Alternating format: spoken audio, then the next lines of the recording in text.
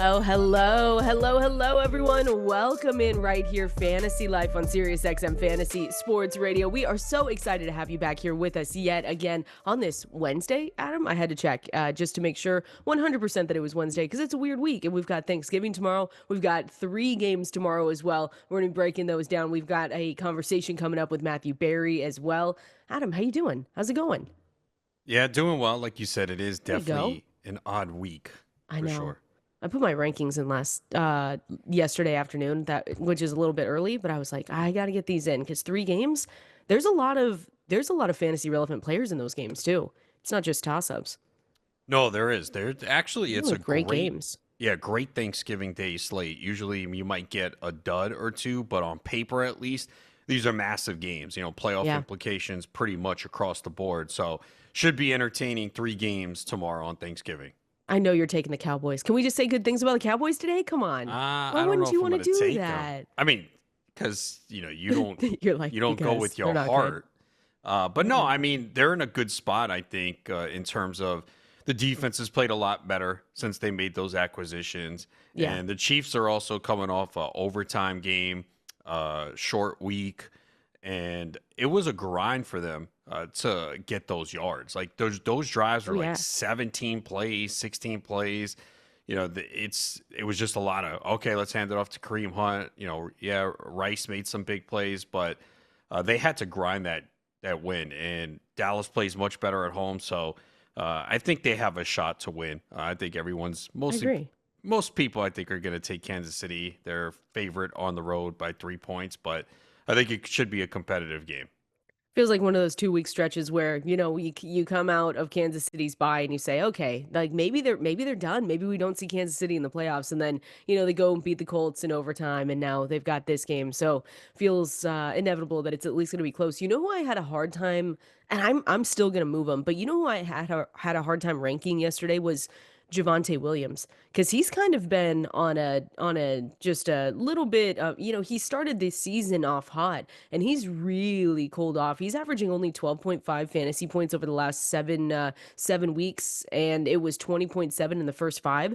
I just did not know where to put him. So right now, and I think this is too much, but I think I'm going to bring him up a little bit. But I have him RB 17, and I think I'm going to make him closer to 15, or maybe even 13, by the end of the day today. But I had a hard time ranking him with what we've seen recently from him. Yeah, I don't think it's that for me. It's the matchup here against Kansas City, which is the more concerning part. I mean, we saw last week. I mean, they focused on taking Taylor out. It's Yeah. tough. You're not going to focus again about on taking Javonte Williams out because the passing game is more potent for Dallas. But we have seen this Chiefs defense be really good. I mean, they did give up 114 yards to James Cook, but it took 27 carries for him to get there. Javonte Williams is not getting 27 carries in this game. So they've been really good. 4th fewest fantasy points to the running back position. And the only issue with Javonte really is he hasn't scored lately. Yeah. And he hasn't been involved in the passing game as much as you'd like. The volume is there. They really are not using any other running back. Malik Davis gets a handful of carries. But it does make sense this week to have Javonte Williams as like a mid RB2.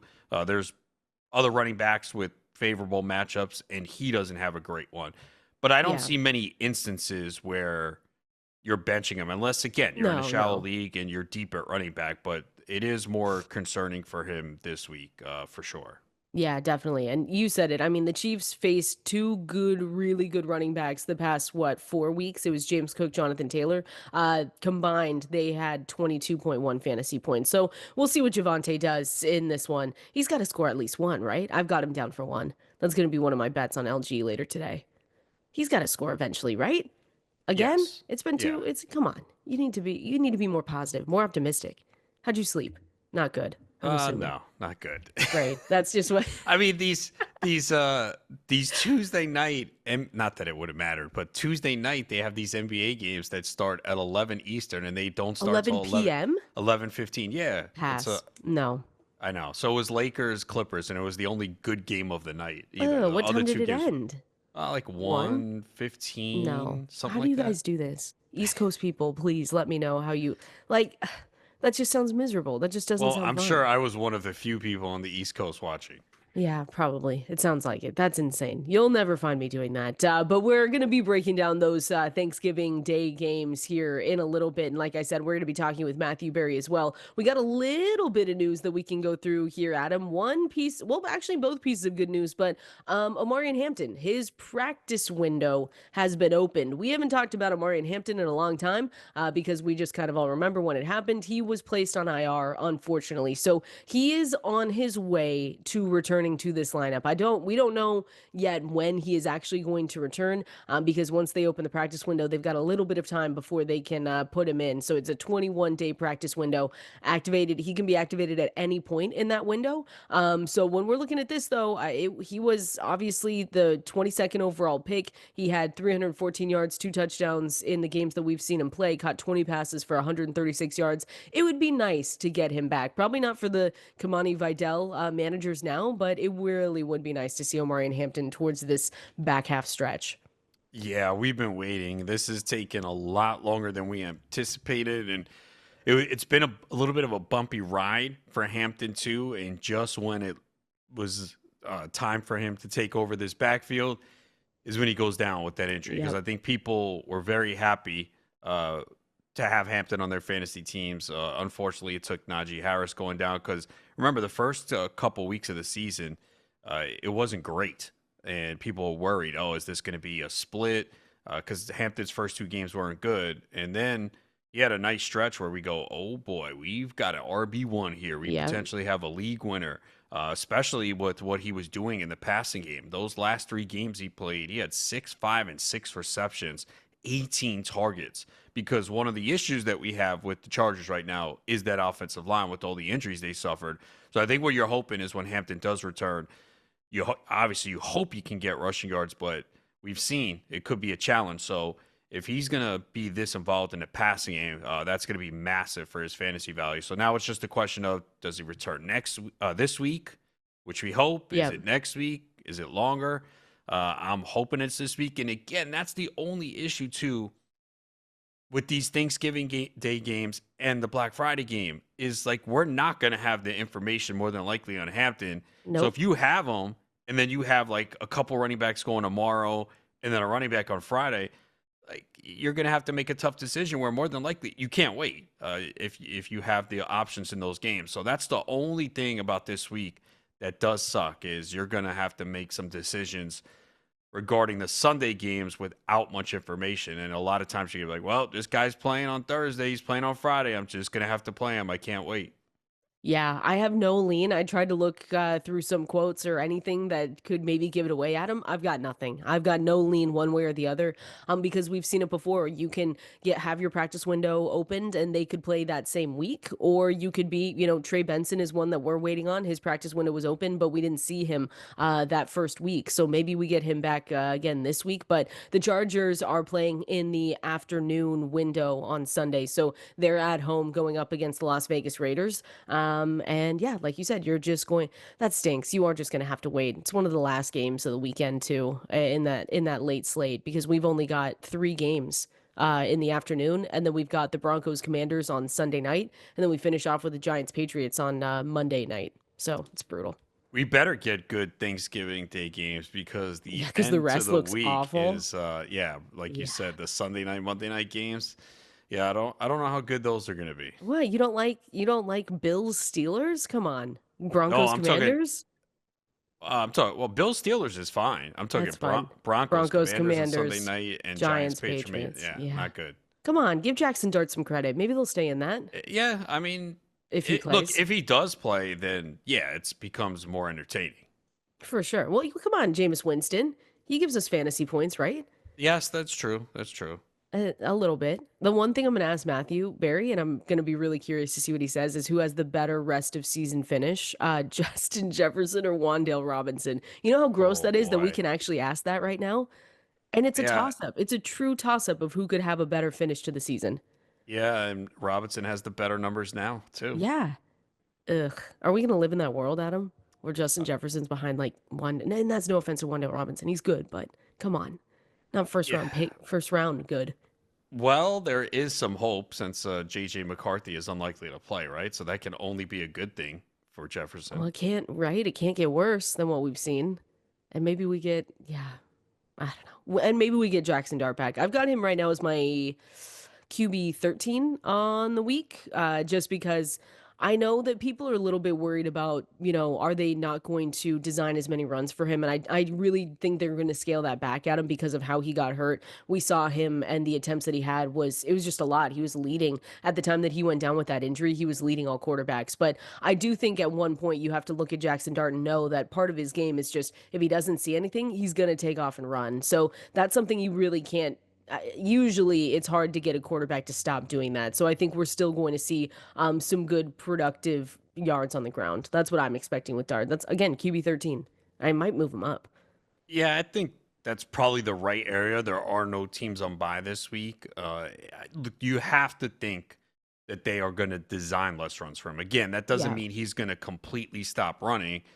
Instinct's going to take over. He will take off. But I think their goal is just they don't want him running as frequently as he was because they just don't want to get him hurt, especially a franchise quarterback. They have nothing to play for. Yeah. So that's the only concern there. Yeah, so that should be I want to say a good game, but I know it's not going to be. It should be an interesting game, Adam. That's what we can say to be nice about it. The last piece of news here that I wanted to get to is concerning the Chiefs and Isiah Pacheco. So he is going to play. He is going to play on Thursday. Adam, does this do anything for you? I mean, if you've had Isiah Pacheco, you haven't necessarily been starting him week in and week out. I know that this might impact Kareem Hunt and bring him down the rankings just a little bit, but it's just been. I know you took Isiah Pacheco in a draft or two. I know I did as well. So it's been disappointing with what what we really haven't seen from him this season. Yeah, It's there's no bad. way you can start him with confidence at all. Now, I would think Kareem Hunt coming off 30 carries, Yeah. I think it's 33 touches that obviously they can't give him the ball that much again, so it does come at a good time. But we also have seen that the Cowboys run defense the last 2 weeks has been much better. I mean, Vegas didn't even try with Ashton Jetty, so that's on them. He only had 6 carries for 7 yards. Barkley only had 10 carries for 22 yards. So, getting Quentin Williams there has certainly helped. They have given up 13 receptions to the running back position. So maybe Pacheco can get some early checkdowns there. We know Kareem Hunt's probably going to be used on short yardage. So, Yeah. yeah, there's no way you have confidence using Pacheco unless you're in a situation like me and all your backup running backs, the starters are Oh. coming back now. It was nice, Emmanuel Wilson, Sean Tucker last week, but it looks like they're going to lose their roles this week. And even Bam Knight, who I have on that team. So, Yeah, it's brutal. 1 week yeah, rentals. 1 week it looks good, and then the next week is like, oh boy, back to the crap. So who are you going to play this Well, I'll weekend? What play are it your options? if Bucky Irvin is back. I'm playing Okay, him. that's not bad. We'll see. I mean, hopefully it's not like a huge split. Hopefully he gets enough, or at least gets a touchdown. And I might have to roll with Pacheco. That's not bad. I mean, It's Bucky's not bad. bad. Stop. It's bad. Well, I mean, I've come to the decision that if Bucky's playing this weekend, I have him in one. I'm gonna play him because it just I'll have to roll with it. If they decide to lighten his workload a little bit or make it a running back by committee approach, I'm just going to have to deal with it. But it's Bucky. And if they say he's healthy and he's good to go and he says he's healthy and good to go, I can't push back on that, to be totally honest. Put it this way: I'm going against Jameer Gibbs. So if I start three Oh, running backs, Gibbs is perfect. going to outscore all three of my running backs. So 55 again, income 55.4 incoming. It's just, yeah. Well, that's fine. It's an uphill battle. Let's just say that. Kareem Hunt, by the way, he's averaged 17.7 attempts, 2 targets in 3 games without Isiah Pacheco. I'm not necessarily saying he's a waiver wire hero because he's not, but if you did pick him up, especially since week 8, they had their bye in week 10, but he's given you 17, 12, 13, and 20 fantasy points. I mean, if that's someone you're starting off the bench, I mean, you'll take that every single time. I'm especially, yeah, without Isiah Pacheco there, he's averaged 15.2 points per game. yeah, it's all on touchdowns. It's 5 touchdowns Yeah. in the last 4 games. The yards 40, 49, 59, and 104. And the 104 came on 30 carries, 3.5 yards. So they're just like, yeah, I'll go ahead, pick up your 3 yards. We're cool with that. And obviously it resulted in a win last week, but Yeah. Kareem Hunt he's just not explosive and doesn't break big plays. I mean, he's got one run over 20 yards this year. Ew. Well, I didn't say it was One. pretty. It's You didn't not want to at all. look, but fantasy points. Sometimes you'll take them any way you can get them, right? That's I fine. I don't know how many people started him though in this span. If they were in leagues like ours, right, those deeper formats, I think that Yeah, he and was that, probably a yeah, flex territory. But probably, yeah, yeah. 10 team, 12 team, you probably weren't needing to start him. But I don't know, in those high stakes leagues, I think some people probably did. I wish I did. Maybe, I mean, yeah, I wish I had him for those weeks. I would have taken it. Isn't that crazy? In the year 2025, you're saying it, and going into week 13, you're saying, I wish I had one Kareem Hunt. Yuck, that's where we're at. Okay, we're going to continue on here. I want to go through stock watch. I want to see where Adam's at. Players trending up, players trending down, or staying neutral. Also, want to remind you that we can take as many questions as we can get to today at K Valenzuela 17 at Adam Ronis over there on X. So make sure you send those in. We're getting you ready for those Thanksgiving Day games. We're getting you ready for week 13 here, right on Fantasy Life, Sirius XM Fantasy Sports Radio, coming up next. Ooh, this is a good song. Good vibes this morning. Adam, you're cranky. Me? No, No, I'm I'm kidding. not. What are you talking about? I'm kidding. I just wanted to say it. I'm like, you didn't sleep well, per usual. You know, you know who could be cranky though. Oh no, Who? I won't do that. JJ McCarthy. He's not playing this weekend.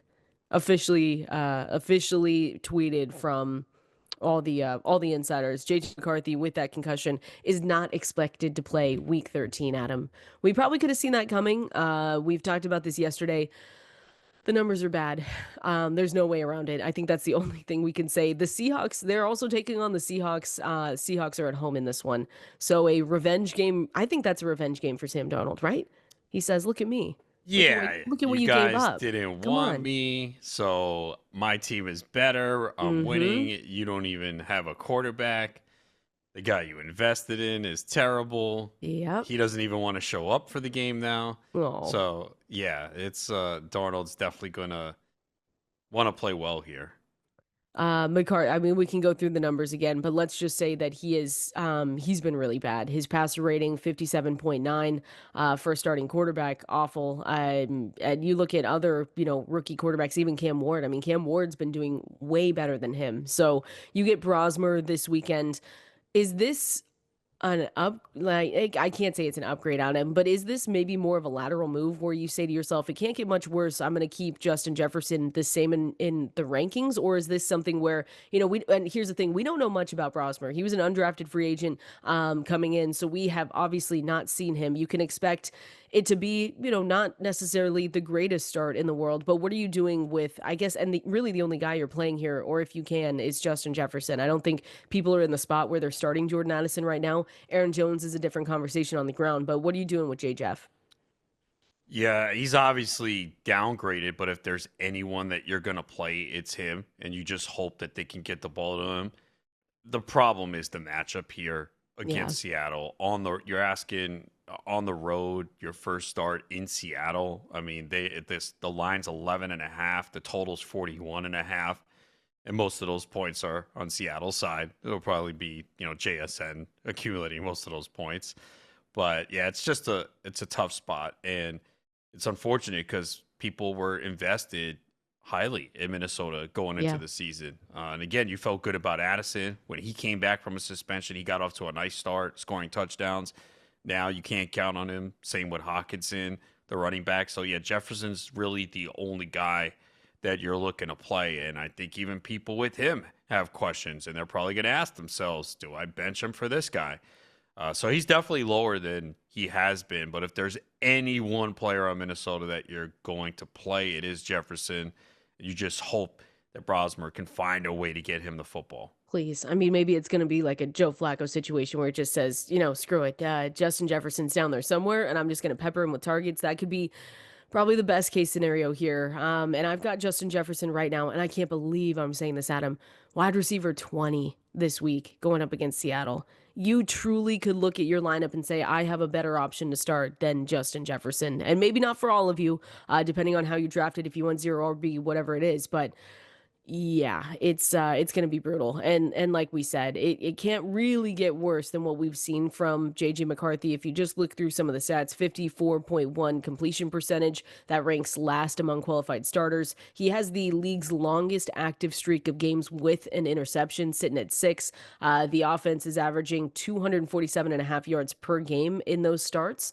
And it's just, yeah, it's just bad. So be careful. I have to start Aaron Jones. That's the only one I'm looking at, though. I've got Addison, but he's been on my bench forever. I don't remember the last Yeah, time I started him. I have I have Addison in the GST, and I don't want to start him, Oh, but I you I might really have I to. might have to. I really don't want to though.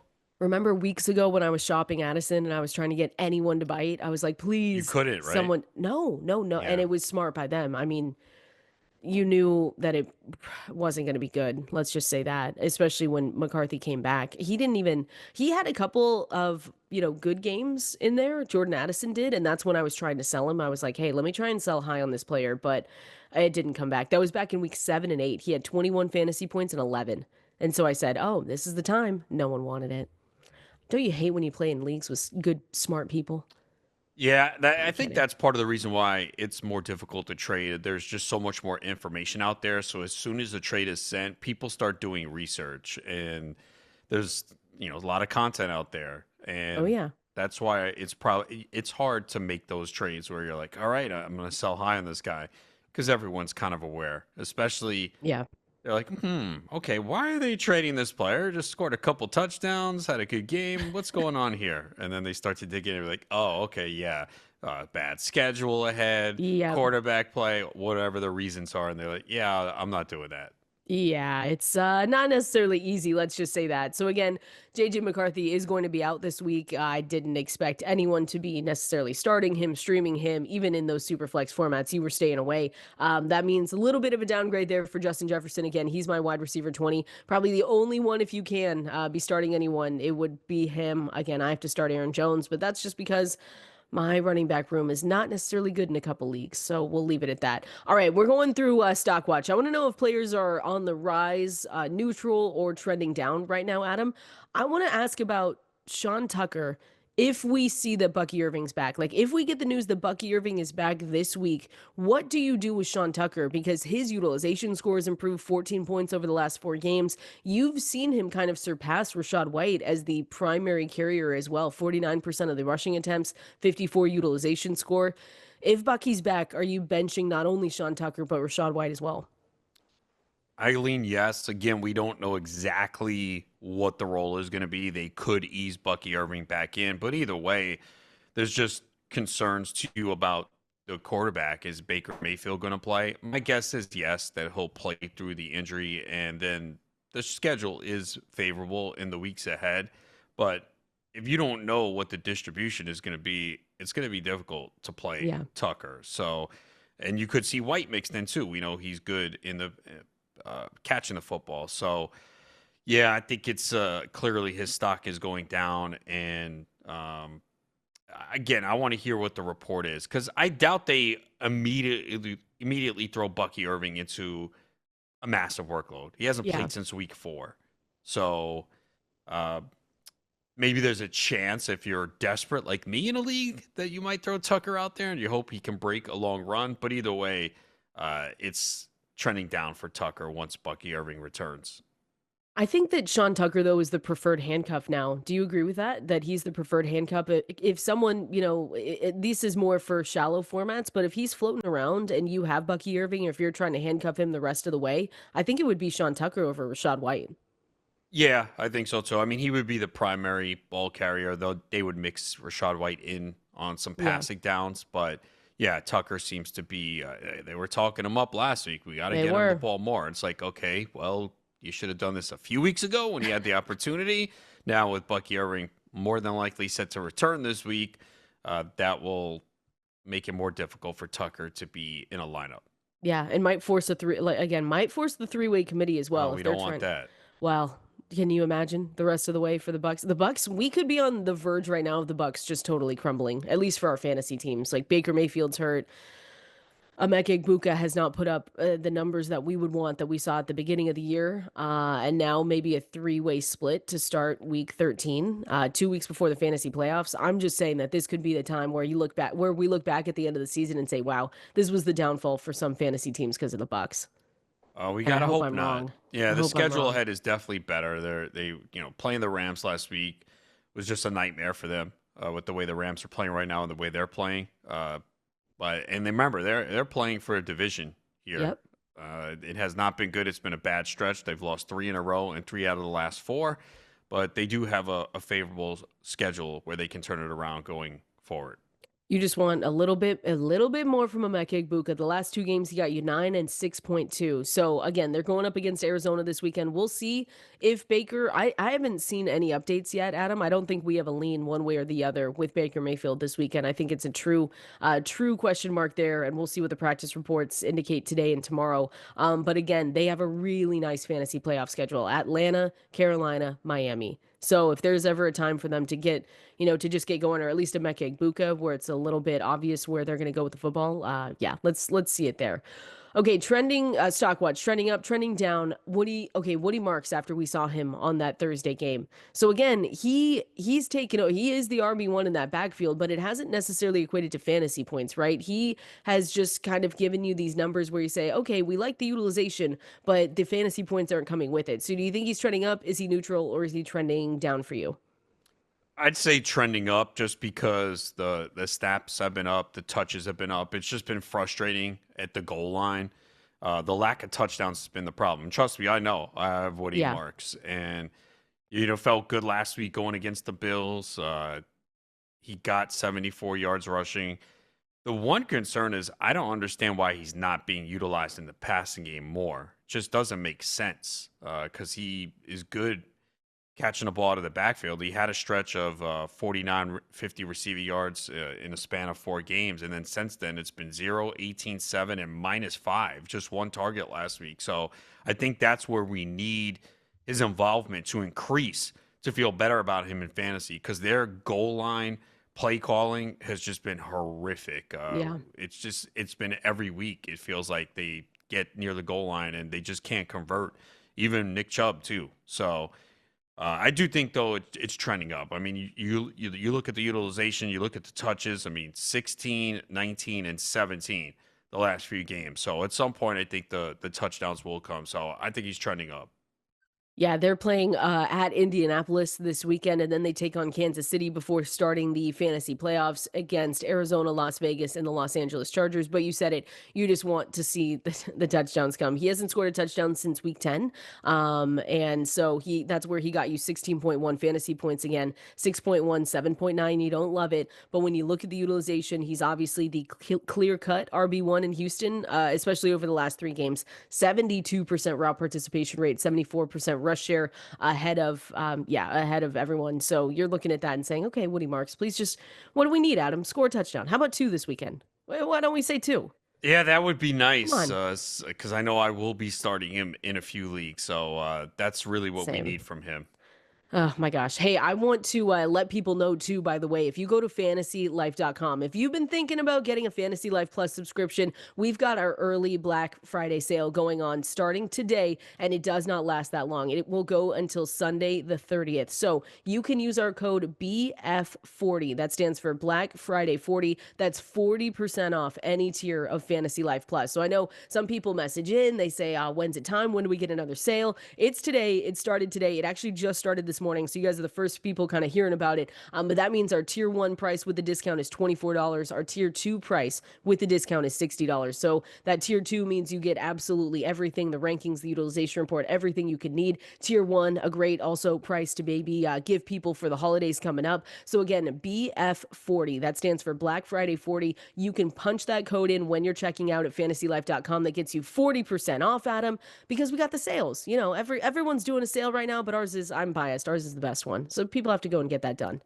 Yeah, I hear Come on. sell and I click. So you hear that Exactly. sale, take advantage of it now. It's always nice Go to and get a do it. discount. Go and do it. Again, it ends on the 30th. BF40. BF40 gets you 40% off at fantasylife.com. So make sure you go and check that out. We are talking with the one and only Matthew Berry here coming up next. This is Fantasy Life right here, Sirius XM Fantasy Sports Radio.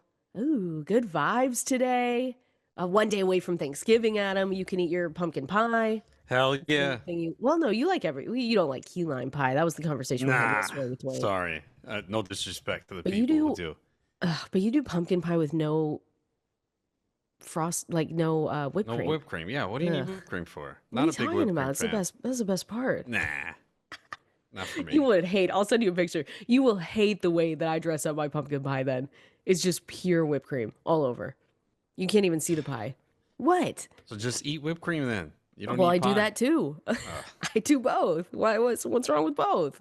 We're getting ready. We're going to be talking with Matthew Berry here in a little bit. But until we do, let's go over to Twitter, X, if you want to call X.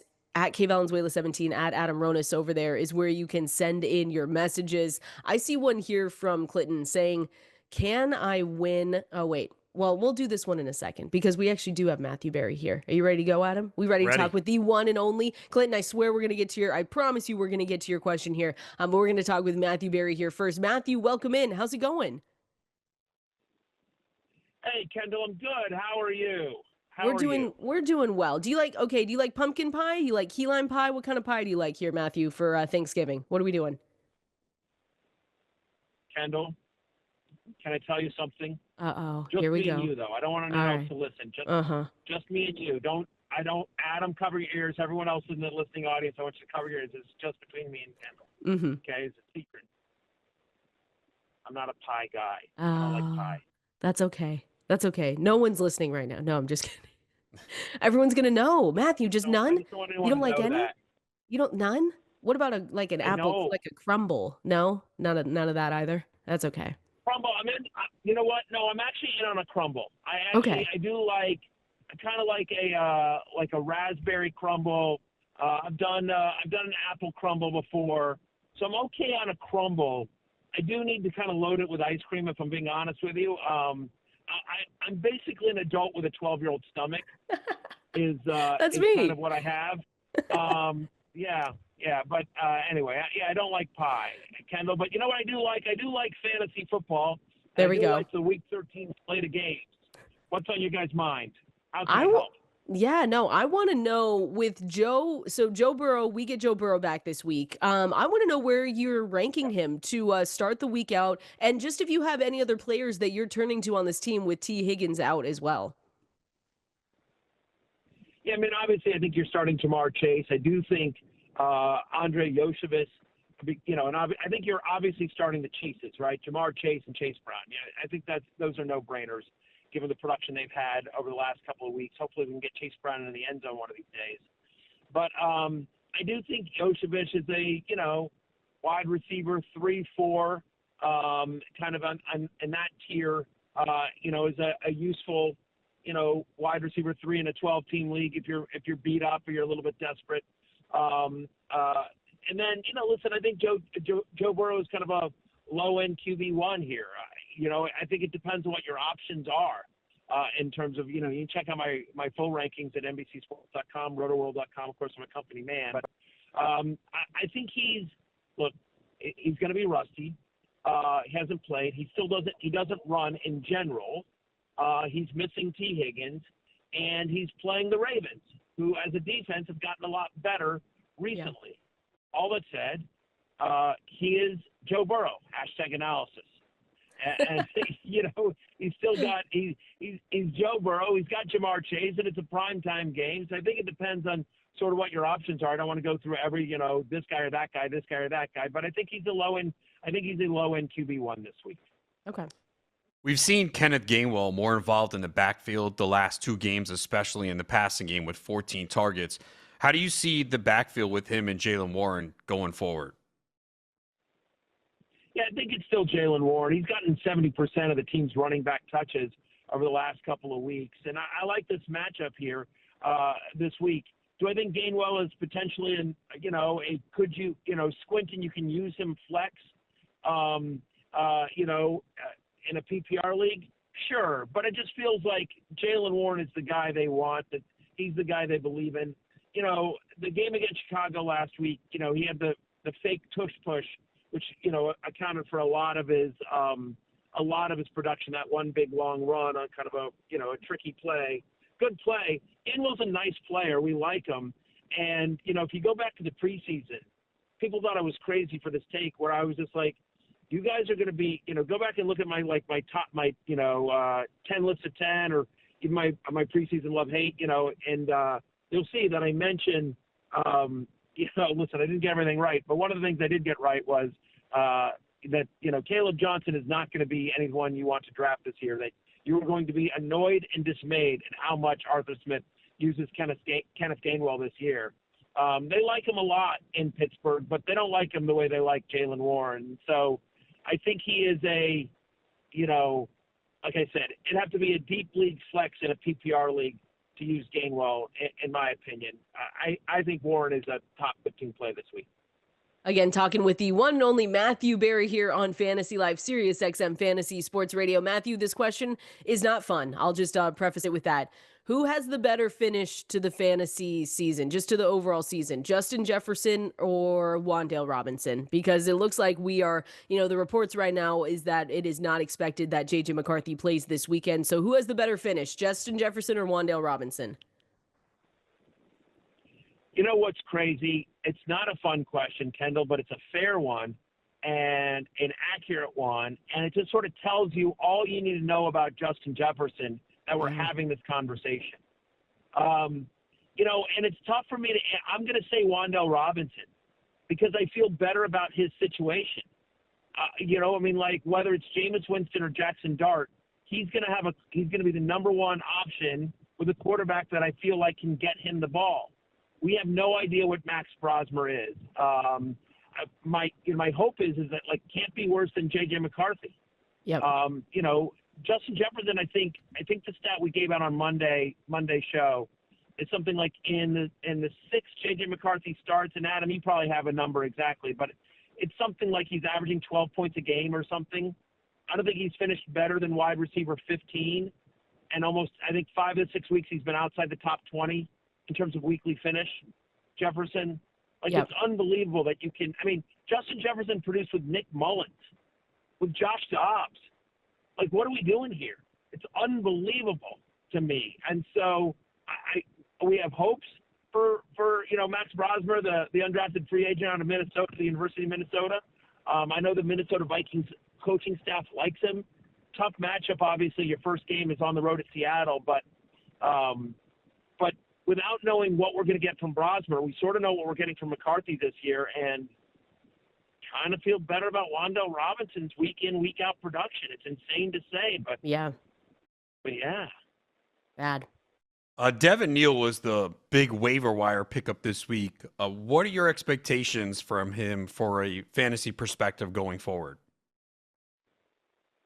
Yeah, you know what, Adam? Well, I'm on the radio, and so you can't see me. But if you could, you'd see me shrug my shoulders, and I'd just be like, you know what, flex-ish. Using the passing game last week, that's a positive. The offenses look better under Tyler Shuck. That's a positive. It's still the Saints. It's not a highly efficient or high-scoring offense. That's a negative. And, the most annoying player in fantasy football history, Taysom Hill, is still around. That's a negative, right? They still use, I believe Taysom Hill got half of the Saints' red zone, touches among quote-unquote running backs. I know Hill only qualifies at tight end, but they use him as a runner last week. So what's his touchdown equity on a low-scoring team? So, yes, Devin Neal was the same for me. Kendall, I didn't get a chance to read your article on fantasylife.com. I know you do the waiver article every week. I didn't get a chance to read this week, but I assume Devin Neal was your number one running back target. He was mine as well on Fantasy Football Happy Hour that we did yesterday. But, kind of best of the bad lot was my take. Kind of if you need a guy, he's a guy. But I don't know that I'm sitting here going, blowing all my fab for him or or if I'm really angry if I woke up this morning and I didn't get him. Yeah, that's where I was out exactly. And that article is still live if you guys haven't had your waivers run yet, fantasylife.com. Matthew, before we let you go, I usually ask you where you're going to be at this weekend, where people can find you, but we're also running a great sale that we've been talking about on the show so far this morning. BF40 is the code, but we've got deals everywhere. We've got Black Friday sale at fantasylife.com right now. Yeah, you get a full year of fantasylife.com, Fantasy Life Plus, I should say. Obviously, a lot of stuff on fantasylife.com is free, but if you want our award-winning tools that will help you with fantasy, help you with DFS, help you with your bets, help you with best ball, help you with dynasty, you name it, our award-winning rankings and projections from, guys like Dwayne McFarland, Matthew Friedman, guys that have won, all sorts of accuracy contests. If you want all that, or you want to give it to somebody that you love, go to fantasylife.com between now and Sunday. Use the promo code BF40 for 40% off a Fantasy Life Plus subscription. It's a year long, so it's not only the rest of the season, obviously, but it's all off season. It's when you're doing best ball, it's when you're doing dynasty, and of course next August when you're doing all your drafts as well. It's a 12-month subscription, 40% off at fantasylife.com. Just use the promo code BF40, Kendall. We're really excited about the sale. Yeah, it's going to be great. Matthew, we appreciate it. Enjoy your Thanksgiving without any pie, and we'll talk to you next week. Sounds great, Kendall. Adam, both of you guys have a great Thanksgiving. Happy holidays. All right, there he goes. Matthew Berry, we're going to continue on here. We're talking through defensive streamers and continuing on with your questions over there from X. We're going to do that here coming up next. He does need help. Everyone knows that. He's going to bed at 2, 3, 4 in the morning. What'd you say last week, 5?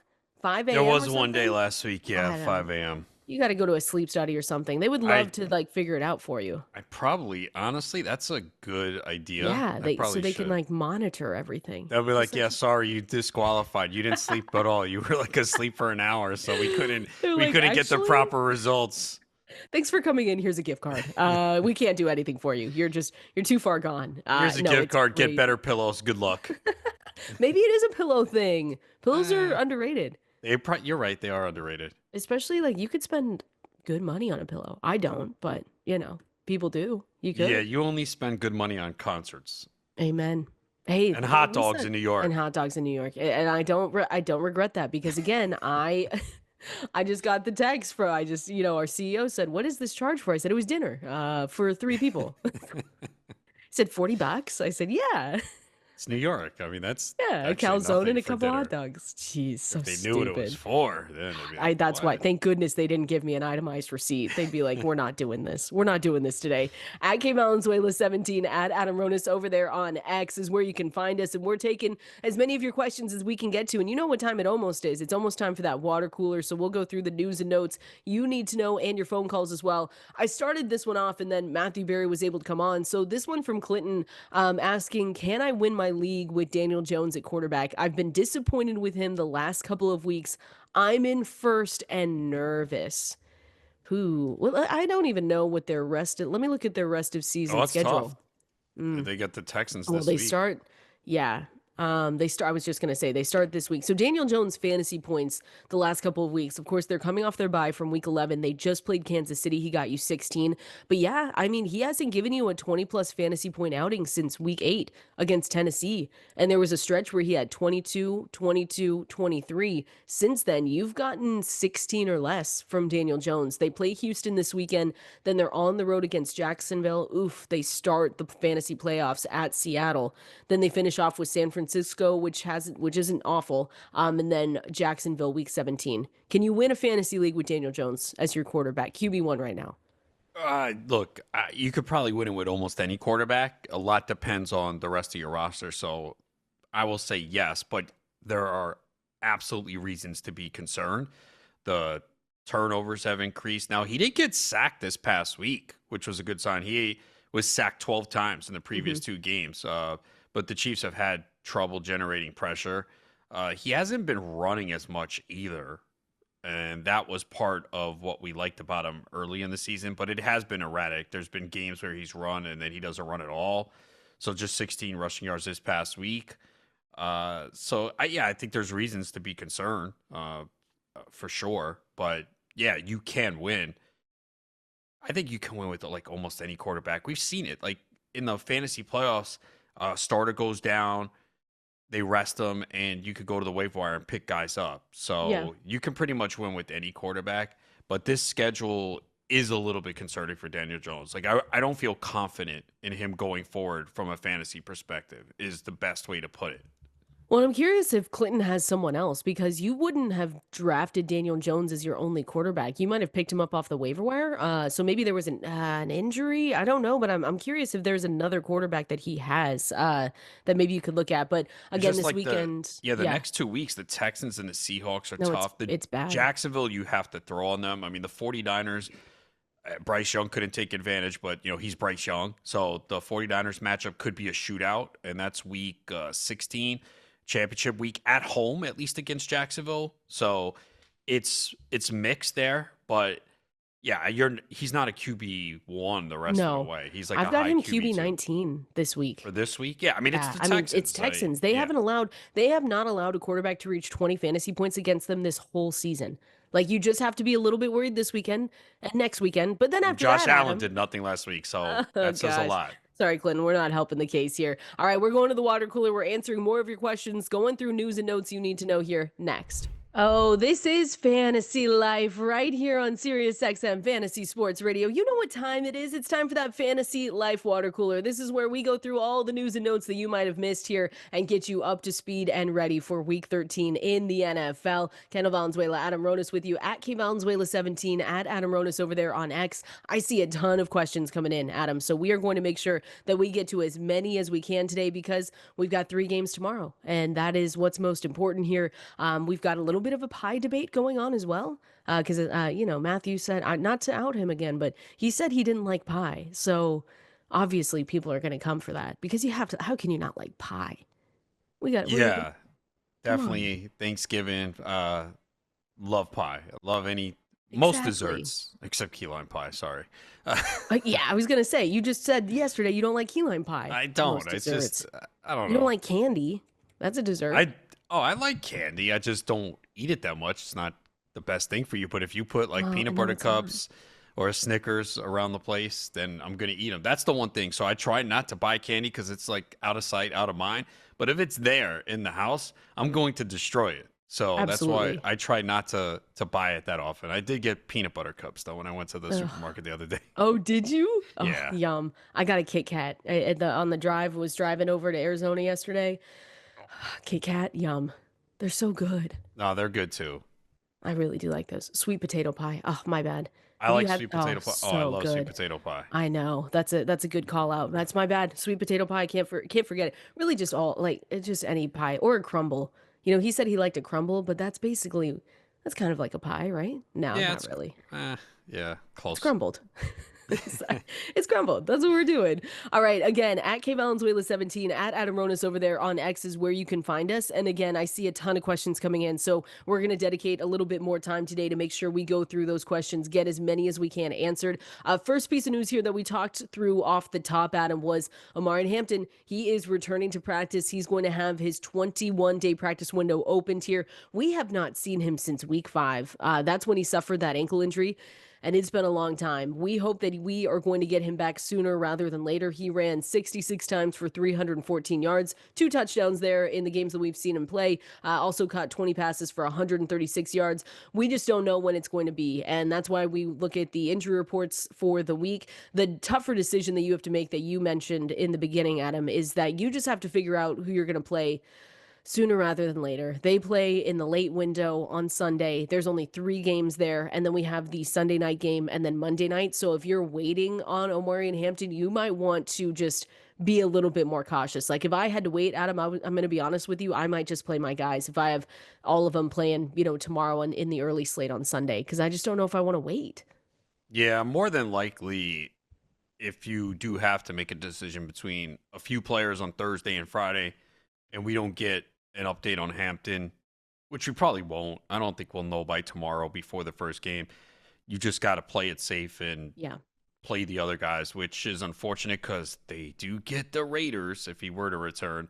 I know in one of the leagues I have Hampton, I also have Kamani Vidal, so that's easy. That's for nice me. then. Yeah, it's just if Hampton's out, I'm playing Vidal. If Hampton returns, then I'm playing him. So, but I know others are not in the same situation. So yeah, you always have to go with what you know, and you're just gonna have to roll with the guys on Thursday. I mean, I don't know how many. I mean, I don't know if you're deciding between many players on Thursday, though, right? I mean, Gibbs is obviously Gibbs, you're in. playing. I think Henry's in. Sneaky Montgomery might. He's one that I We have to said go. that last week. I know. Well, he's one I have to go back and forth on every single week as, my RB2, or do I go a different direction? Like, yeah, I think he's gonna have a good week though. I'm gonna be totally honest with you in this game. Montgomery. Yeah. So, why do you think that they ease back on the Gibbs usage coming off? Yeah, a I don't think little. they can. See, I don't think they can. They are fighting to get in the playoffs. This is a massive game against Green Bay. I think Gibbs, once again, Ooh, they're okay. gonna. Yeah, I think he's gonna get a big workload. Now, can Montgomery have a good game? Sure. Really, it comes down for Montgomery. Is he going to score a touchdown? That's really the key for him.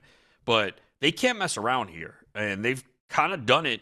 This is what a lot of us thought going into the year with Gibbs was he's the better back than Montgomery. They've got to give him the football more, and that's what they've done. I mean, last week, perfect example. Game was on the line. They were playing from Yeah. behind. They gave him 26 touches. They probably didn't want to do that.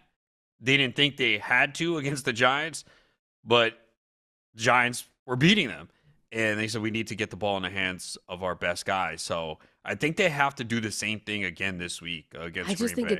I think it's a tough matchup. Like I saw, It and is it might have moved. Like I saw his rushing attempts sitting at 9.5, and I would hit the for over on that. Montgomery. For Montgomery, not Okay. Gibbs, No, because we would be doing that. Because so here's my thing though, like 410 scrimmage yards from scrimmage the past 2 weeks. Obviously fewer opportunities for Montgomery when you do that, but this is a tough Thursday showdown for the NFC North. And I think when you look at this backfield, when you look at how tough that Green Bay defense is in an important divisional game, I think that Detroit has to kind of narrow the gap a little bit on the split, just to try and he's going to be fresh. So that's the only thing I'm looking at where I say David Montgomery is closer to me starting than he is being on the bench based on what we saw last week. Oh, no, that's possible. I mean, Montgomery's only had 11 carries the last 2 weeks. Yeah. So, I mean, he can get to 10 if that's the number, I think for sure. But I do think that they are going to have to rely on Gibbs heavily once again. His explosive playability. And I know week one, he did not have a good game against Green Bay. On the ground, just Yeah. 9 carries for 19 yards. He had 10 receptions for 31 yards. They had a new offensive line. I think that was probably the factor in week one. So with Gibbs, look, we've seen Gibbs be held under 40 rushing yards 2 of the last 4 games against Minnesota and Philadelphia.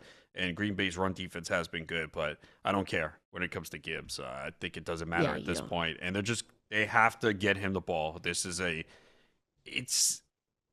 I don't want to say must win, but they really need this Pretty win. close. Yeah. Yeah, it's not must win yet, but it is definitely close. Like Because I wait, said, this is gonna be a good no, showdown. this would be a big loss because they already lost to Green Bay week one. Yeah, So they yeah, need this. it's a big game for Green Bay too, right? You get especially for the division, because Yeah. if they win this and Chicago loses Friday, they go back into first place, and then they'd have another win in the division. They're already 3-1-1. No, what am I talking? They're in the division. They're 2-0. Yeah. So they win this, they go to 3-0. They'd have 2 wins over Detroit. So yeah, it's a massive game on both sides. That's why it makes it so intriguing to watch tomorrow. Yeah, it's gonna be a fun one. The other piece of news for Thursday's games, tomorrow's games, I should say, Isiah Pacheco will play, going up against the Cowboys. I don't think that does much for us, Adam, because we haven't been playing Isiah Pacheco, but you might have to, but that's a whole different story. You've not great running backs. Yeah, I can't believe that team is still in contention, and it must I know. really pain you that it's ahead of you for playoffs right now. But you're gonna Yeah. make it over me. I'm telling you right now. I already know it. I think oh yeah, I'm gonna win. I'm gonna go in there and win. It's just yeah, I had a down week. My points came down a little bit last week. I was riding a really good high over the last 3, but I just need points. I don't think a lot of people scored high points last week unless No, you were it was a weird unless one. you were a Gibbs team. It's easy. All you got to do is go look at the scores from last week, see who scored the most points. Jahmyr Gibbs is on that team. 1,000%. 55 fantasy points. That's Yeah. what's going to happen. At 55, he said, "Oh, Jonathan Taylor's not going to do anything. I'll do it for him. It's fine." I am gonna get into the GST playoffs. I know that for sure. I'm manifesting that. Again, at K Valenzuela 17, at Adam Ronis over there on X is where you want to go to send us any questions that you have. Also, want to remind you that we are running an early Black Friday sale this week. So it starts today. You guys are some of the first people hearing about it, but the code is BF40, and that gets you 40% off any tier of Fantasy Life Plus subscriptions. Tier 1 with that price drops down to $24. Tier 2 drops down to $60. This sale goes till the 30th, but don't wait because you can just get it done. It's a great gift to give any family members or just to give yourself. Again, a 12-month subscription is what you get when you get Fantasy Life Plus when you use that code BF40, 40% off at checkout. So make sure you do that starting today, and again, ends the 30th. Let me go through some more pieces of news here. Again, fantasylife.com is where you can go just to see the newsletter as well, because we covered a lot of this stuff already. Oh, I forgot, the Bills fixed their wide receiver problem. Did you see that? Oh, yeah. Mm-hmm. Yeah, no, everything's so if anyone's worried about the Bills, don't worry. Brandon Cooks is on the way. Obviously, what they were missing, Adam, and what they need to fix all of their problems. There you go. Brandon Cooks, starting him, wide receiver 1. Oh, I'm being very sarcastic. I hope people can tell. Yeah, this will cure everything that is ailing the Bills right now. Brandon Cooks, at 46 years old. Is that how old he is? Stop. When's his birthday? He seems like a December guy. Oh, okay. You want to? I don't know. No, he's not. Okay. That's why you have to guess. When's his birthday? Let's go with June 16th. Nah, September 25th, 1993. So not as old as you're saying. Rude. Okay. 93. Wow, I did think he was older than that, though. All right, Brandon Cooks is going to Buffalo. Does not mean anything for us here, but the Bills get the Steelers. And again, this is one where I saw a question here about Josh Allen. So I'll bring this one up. This is from Hugh. First of all, he asked us our favorite go-to Thanksgiving Day sides, and then he said, "Do I need to get a backup quarterback for Josh Allen? Since what we saw in Houston, I'm a little bit scared. I don't think you need necessarily a backup, but it wasn't a great game that we saw against Houston. We can say that, Adam. And what's your favorite go-to side, by the way? Go-to side? Ooh, yeah, Thanksgiving side. Sweet potatoes. Oh, really? Mm-hmm. No vegetables? Oh, no, of course. That you claim to love? I do. I love broccoli, but I don't know if that's a Thanksgiving Day side. I like any kind of mashed potato. Any kind of potato. Yeah. Mashed, creamy. Yeah. Anyway, Josh Allen. Look, it was the Texans. Oh, stuffing? Yum. Okay, yeah, stuffing's good. Sorry. All right, and that's something you really only eat at Thanksgiving too, right? Yeah, I know. We should really start making those during the year, like a random, June Sunday. You say, "I'm going to make stuffing." Oh, it's so good. I don't think people do that. Well, maybe some, but not often. With Josh Allen, yeah, I'm not too worried about him. It was the Texans. Look, they get the Steelers this week, and they've been vulnerable against the pass. Then the Bengals at home, at New England, at Cleveland. You worry about the weather there, but and they're strong against the run. And then the Eagles. That's crazy. Bills, Eagles in championship week. Yeah. In Buffalo. Nervous about it? I've been thinking about it. Look, it's Josh Allen, man. Like, again, he can get it done on the ground. I know we keep talking about the lack of weapons, and yes, it's a problem in terms of winning a Super Bowl and making a deep run in the postseason. But otherwise, if you look, he's been fine for fantasy this year. He's had 2 bad games, the Jets in week 2 and this past week against the Texans, where he got sacked 8 times. Yeah, it's double his high. I mean, he doesn't get sacked a lot, so it was just one of those games. They ran into a Texans defense that was playing very well. Allen has that high floor every week to score. He's got 10 rushing touchdowns, so no, I'm not worried about him. Yeah, I'm not either. I don't think, I always, if you want to carry a backup quarterback, we know that a lot of people do, Adam, but Josh Allen, it was just a bad game on Thursday against a really good Houston Texans defense. So I don't think you're going to get that kind of Josh Allen week in and week out. So you can hopefully look to that going into this weekend. Again, they play the Steelers this weekend. Another one here from Jake that I see. Thoughts on benching Emeka Egbuka this week and going with Troy Franklin. Other choices would be Quentin Johnston or Myers. JSN is locked in. Oh yeah, JSN is locked in every time. I mentioned this to you in the break. You said we never bench Egbuka. You never bench Egbuka for Troy Franklin this week, right? Are you sticking with that? I mean, it was more of a little bit of a joke since Well, Igbuka's been a guy listen, that I drafted in a lot of leagues, so I really need him you to turn can't bench around. Shedbuga. Look, I'll say this. So I'm expecting Baker Mayfield to play. Rick Stroud, who covers the team, tweeted out about 20 minutes ago that Mayfield is available to the media today after the Oh, that's walkthrough, and good. that's a pretty good sign that he's going to play. So Yeah. I think if he plays, look, the targets have been there for Igbuka. It just hasn't translated to fantasy points, and part of it is Baker Mayfield not playing well. They're asking Igbuka to do a lot as a rookie. But Yep. look at these targets the last few games: 12, 9, 13, 9, and 8. I mean, that's just such insane usage. Yes, and I know, yeah, the production hasn't been there. Trust me, I know. I have him in a lot of leagues. I need more too. But if he's going to get that many targets, especially with the upcoming schedule, I'm going to just continue to stick with him.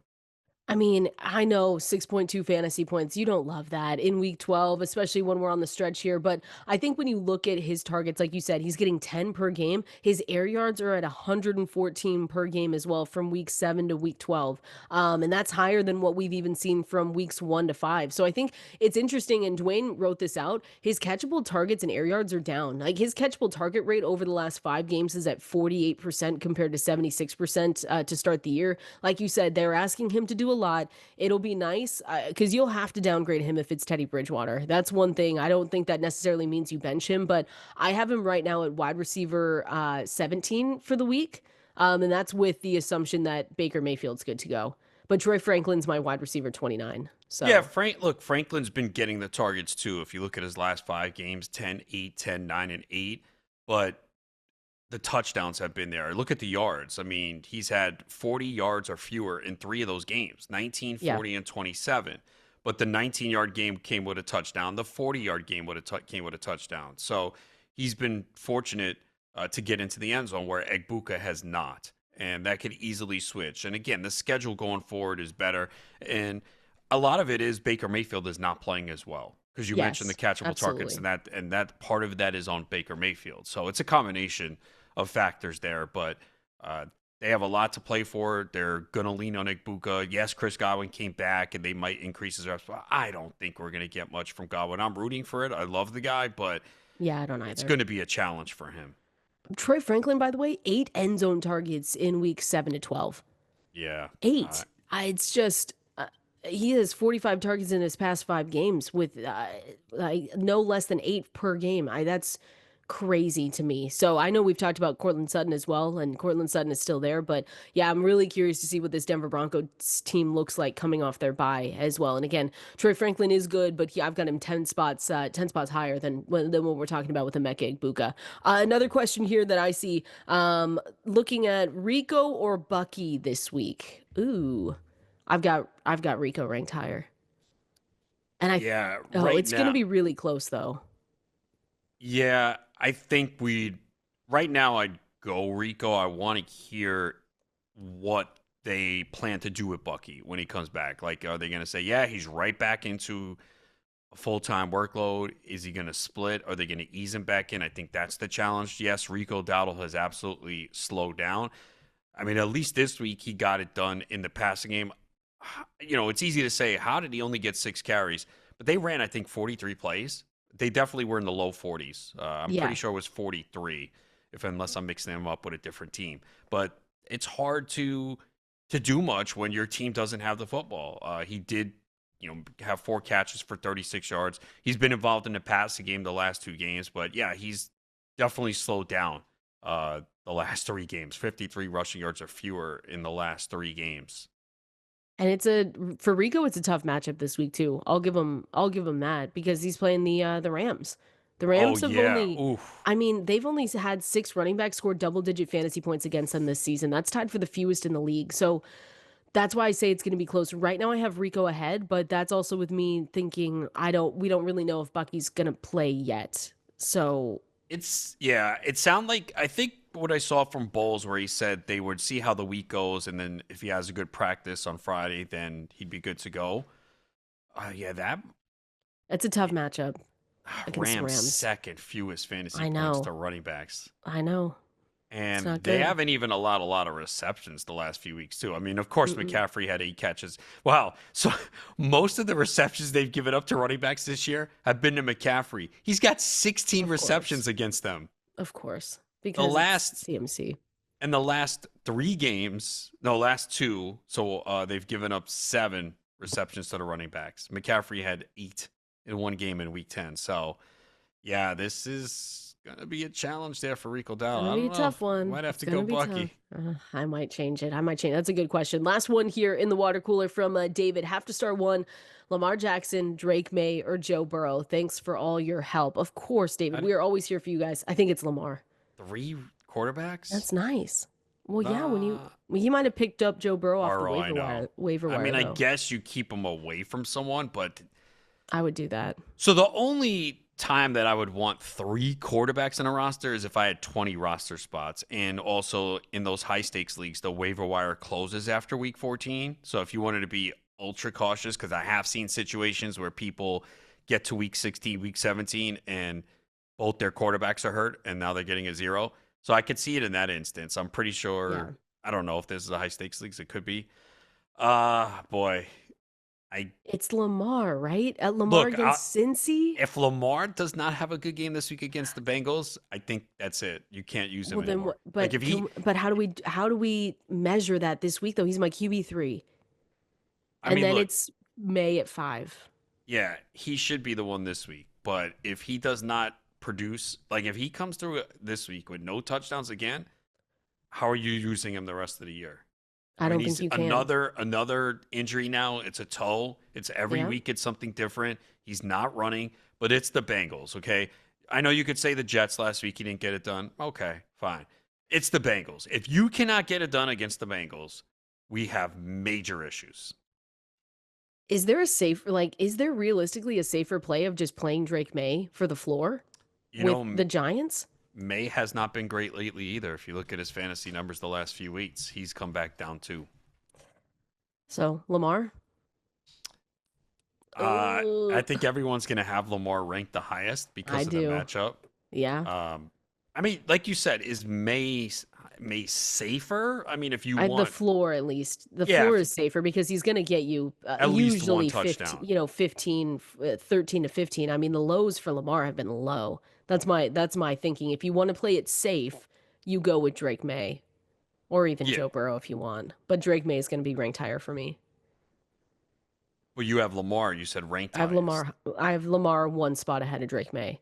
But I'm Yeah. saying if you're really going back and forth like maybe David is and you're saying I just want to have the safe floor, I don't think Mhm. Lamar's the safe floor anymore. I don't think Lamar's the safe choice. You're No, just he's hoping you not. hit a ceiling. Yeah, I would. May is the safest choice of the three in terms of Yeah. the floor, where you know you're going to get at least 15 to 20 points. Like he should have at least one touchdown, rush for 20, Yep. 30 yards.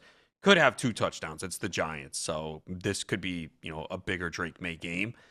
But I think most people, including our consensus rankings, have Lamar higher.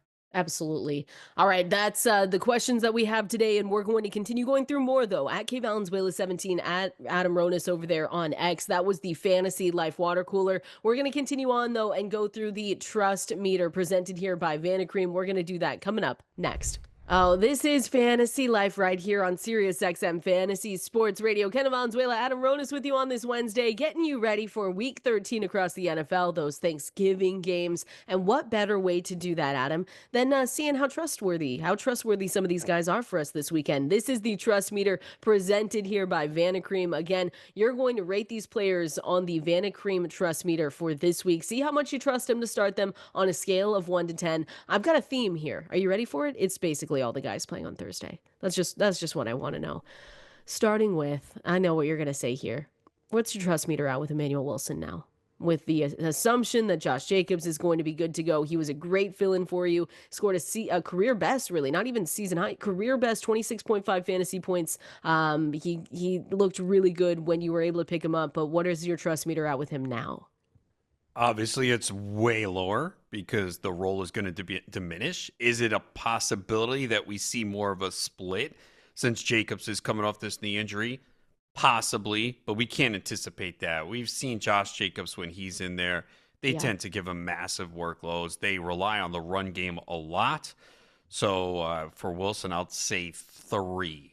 Yeah, I think so too. It's at least you know that if Josh Jacobs were to ever go down again, right, that he would be someone that would really help you in those spots. But with Josh Jacobs back, you can't anticipate that he's going to have obviously the same role because he's not going to be the RB1 in this backfield. So I'm right there with you, ranking him a little bit lower in the trust meter. Let's go over to you know what? Give me Christian Watson, wide receiver for the Packers. He's upped his utilization score right by 9 points during the last month. He has a near full-time role with an 84% route participation rate. How much are you trusting him? Scale of 1 to 10. Vanna Cream Trust Meter. What do you think? Watson is my guy. He's There we always been my go. guy, even though I don't have him this year. But I can play his player props and make money off him since he's not helping my fantasy Love it. teams. So I'm actually going 8. I feel Oh, good okay. about him. Yeah, you're probably surprised. Thought it'd be I am lower. surprised. Yeah. Last 2 games, a 25% target share. It's a good matchup here against Detroit. They play a lot of man, and Watson can excel. They're taking deep shots to him.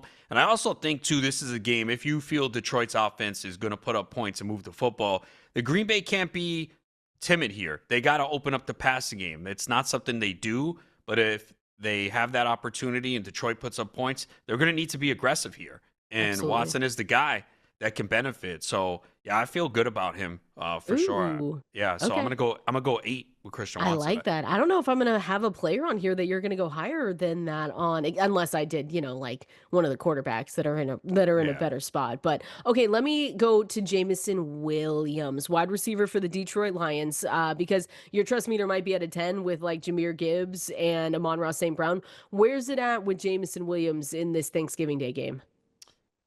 Oh, this is always the Ooh, challenge, and right in the middle, this huh? this really can fluctuate from week to week. Mm-hmm. Okay, I'll go 6 Okay, that's not because bad. you have to think that they're going to try and get him going again. We've seen since Dan Campbell took over the play calling duties, they made it more of an emphasis to get Williams the ball. He had 3 targets last week, had a 0. It's 2 Yeah. zeros in the last 5 games, but in between had a touchdown in each of those games.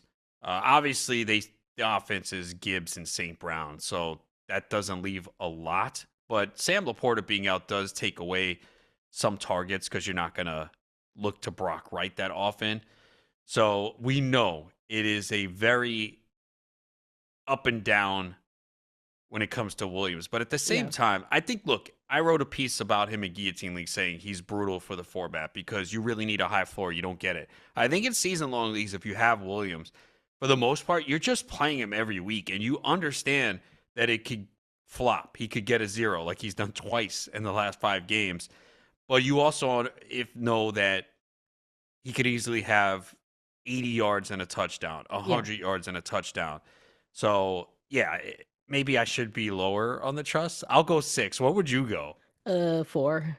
Okay, I yeah, don't I just get it.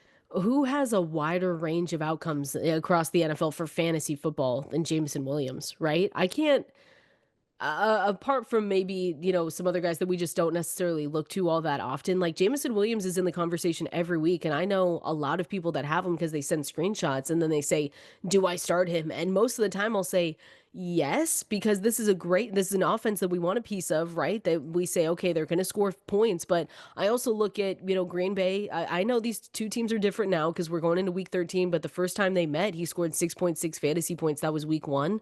And Amon-Ra St. Brown can't have the 34% target share week in and week out. But this was the one last week where, yeah, the range of outcomes was bad. And if you started Jameson Williams last week, the week before, you haven't been happy. So I know that we've talked about Campbell calling the plays and how that's made a difference. And we've seen that too. But if you're asking me if we can trust him, yeah, I put it at like a 5 or a 4 because we never feel good about it.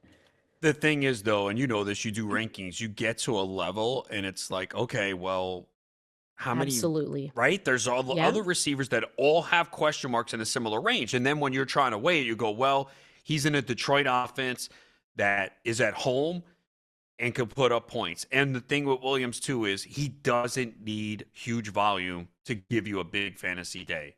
I Yep. mean, he could get a 40-yard catch, score a 20-yard touchdown, and you're happy. On Yeah. the flip side, as we saw last week, he can get you a 0 and you're very disappointed. So, but I would say, yeah, I would say 6. I have him at I'm actually one of the highest rankers on him, but I have him wide receiver 24 this week. So you said it. It gets to a range where you say, okay, I have him ahead of, like, let's say, and I'm gonna ask you about him, Roma Dunze. I've got him ahead of Khalil Shakir, Troy Franklin, like some of those other guys, right on the border with Michael Pittman Jr. Just because that's a tough Houston team, and I just have him a little bit lower this week. Roma Dunze. Trust meter for the Vanacream trust meter, 1 to 10. Where are we at with Roma Dunze going up against the Eagles? This is the Black Friday game. Yeah. Oh, yeah. Odunze has It's not really good. slowed down lately. Luther Burden has come on. Colston Loveland has come on. And then somehow DJ Moore, when everyone said, yeah, he's done, he scores 2 touchdowns last week. Yep. I will say 5 for Odunze. He did have 9 targets last week. The targets have been there for the most part during this stretch where he struggled. Just 1 touchdown since week 4. So, yeah, it's been a disappointment. The one thing with Philadelphia, though, is they've been a little bit vulnerable against the pass lately. So if he can avoid Quinyon Mitchell, that could help. But we did see, I know Dallas's offense is different, but Dallas was able to have success against them. But yeah, they're spreading the ball around in Chicago now. They are. That's the biggest problem. I mean, they put up 31 points last week, and Odunze had 3 for 53. I think just the splits, like, this is Yeah. usually what we want to see after their bye. You almost want to flip him because before the bye, he was phenomenal. You were sitting there, and I remember us talking about it, like, wow, is Roma Dunze really going to be this alpha wide receiver one? But ever since their week 5 bye, he's averaged 9.1 fantasy points with a 44% catch rate. And that trails both DJ Moore and Colston Loveland during that time. So it's crazy because usually we say after the bye, okay, now let's see the bump for these wide receivers, running backs, whatever it is. But I'm with you. I think Roma Dunze, and honestly, this matchup I don't necessarily love either. I know that you've said that the Eagles have been a little bit vulnerable, but I'm with you on a 5. It's just it's not the best. Let's just say that. You want one more? I think one more, right? Go ahead. Okay. Here's one. Trust meter, Mike Gesicki. If you need to stream a tight end, we know that he's back. He was back last week. Joe Burrow's back. We know that they have a good connection. What do you think? Where's your trust at with Mike Gesicki? All right, you can't put it high. I do think he's a good sleeper this week. I think Yeah. he's a good DFS play because we have seen this. When Tee Higgins or Jamar Chase is out, he produces because he's used as a slot wide receiver. So he had a 16% target share last week. He had 3 targets on the first drive. Yes. And I was like, wow, he's going to have a big. I actually picked him up last week. I didn't play him, but I was looking ahead because I have Kittle on bye in week 14. And I was like, oh, Gesicki's coming back. All right, let me put him on the roster and see what happens. It probably won't be as good next week, though, if Higgins returns. But concussion, you never know. But Yeah. I can't put him high in the trust meter. I'll say 3, but I do think Okay. he is a sleeper. And I do think he's a solid DFS play if you're going to save money at tight end. And I'll have a write-up that'll be up Oh, on the okay. site probably tonight with some betting picks as well. Nice. I've got him again. You can't, when we say trust, it's hard to trust trust a lot of people, but I would actually put him at a 5 because I looked back last season in game, and again, this was last season, so obviously way different, but last season in games without Tee Higgins, Gesicki averaged 13.4 points and had a 77 utilization score in 5 games with Joe Burrow. Joe Burrow's back. We'll see what kind of Joe Burrow we get. But I'm assuming that he's coming back. If he's ready, he's going to be fully healthy in this game, or else they wouldn't risk him going out there because they've got really nothing to play for. So that's why I'm looking at him. But yeah, trust meter at more of a 4 or 5 with Mike Gesicki this week. Again, that was the Vanacream trust meter. Again, Vanacream gives guys no nonsense, fragrance free care designed for sensitive skin because even guys need a little bit of help. We're going to continue on here, Adam, answering questions over there on X and going through early week 13 rankings as well. We're going to break that down coming up next.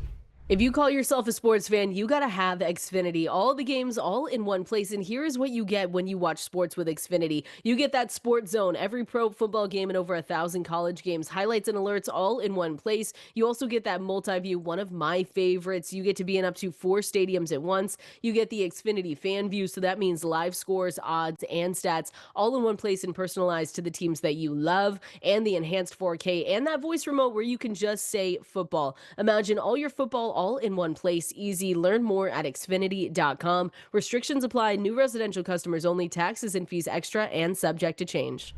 Nothing lasts forever, like Taylor Swift says, Adam. That means Drake London's out. Doubtful, I should say. You see that transition? Come on. Oh, yeah, that was great. That was great. Sorry, I'm just a little Raheem, depressed about this know. Drake London news. Nothing lasts forever.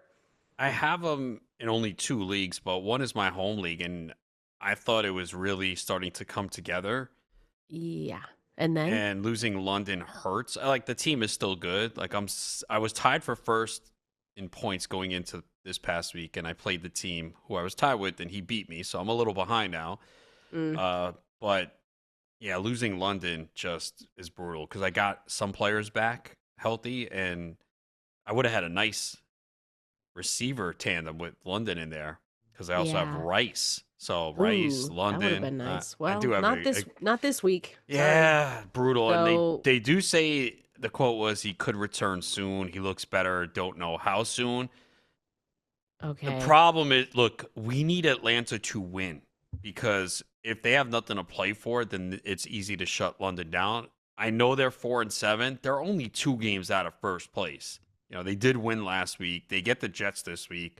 So Carolina is more than likely losing to the Rams. So that would put them at 6-7. Tampa, if Baker Mayfield's not completely healthy with the way they're playing, I mean, they could lose to Arizona with Jacoby Brissett. Absolutely. And Atlanta could beat the Jets. So if that happens, they're only a game out of first. And then maybe Drake London all of a sudden starts to feel better. So he's like, wait a second. We got to root for Atlanta to win if you want some Drake London back. Again, the update here from Raheem Morris saying that he thinks Drake London is doubtful for the game against the Jets. So if you have Drake London, you've been playing a different option starting last week, and so doubtful this early too, Adam. I mean, on a Wednesday, like it's not good. So you should just anticipate him not being ready to go, and maybe we can get him back for week 14. What are we doing? I've got a couple teams with him, and it's just, I've got one team with him and Brian Thomas Jr. I've been scraping the bottom of the barrel with wide receivers. Is that team still alive? Yeah, it's my GST league. Oh, wait, you have Thomas and London? I have Tom. Let me make sure. Damn, no I've got way. one. Because I think I took him at the, hang on. Maybe you can look it up. It's not loading for me. Okay. I've got one team for sure that I know, and I thought it was GST where I have BTJ and Drake London because I got him at the turn. That's crazy because your team has been performing well. I know. Wait, did you pick up Dowdle off waivers or you drafted him? I drafted Dowdle. Yeah, having that's just like massive. Like when you get those running backs in the double-digit rounds that start to get into a massive role and you don't have to spend money on waivers, it's just a huge advantage. Well, especially because I was worried about my running backs because I had Dowdle and Jalen Warren because I went heavy on the wide receivers, which didn't necessarily work out with Brian Thomas Jr. You went Nico Collins, Brian Thomas. Nico Collins, Brian Thomas. I've got another one where I have BTJ, which has not worked. That's just been one of my worst picks this year, or of all time. I'm unsure. It might be way up there.